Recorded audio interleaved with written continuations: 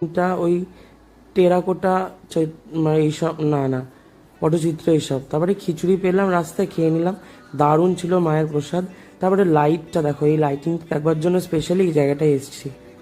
আমি আগেও বলেছি আলোর শহর চন্দননগর, মানে এখানে লাইটিং দেখে আমরা মুগ্ধ হবই, এতটাই সুন্দর, এতটাই সুন্দর। তারপরে বাড়ি ফেরার পথে লঞ্চ ঘাটে এখানে লাইন দিয়ে ভিড়, ভিড় দেখো একবার, শুধু ভিড়, ফেরার ভিড় আসার ভিড় সব ভিড় আছে এখানে লাইনে দাঁড়িয়ে। তারপরে আমরা এরকম জগদ্দলে নামলাম, জগদ্দল থেকে আমরা অটো করলাম, অটো করে শ্যামনগর অবধি গেলাম, কিন্তু ট্রেনটা ধরতে পারিনি, কারণ ট্রেন ফ্র্যাকশন অফ সেকেন্ডসের জন্য ট্রেনটা আমাদের মিস হয়ে গেল। তারপরে এই জগদ্দল স্টেশনের দিকে যাচ্ছি, কিন্তু আলটিমেটলি আমরা অটো করে ব্যারাকপুরের দিকে গেলাম।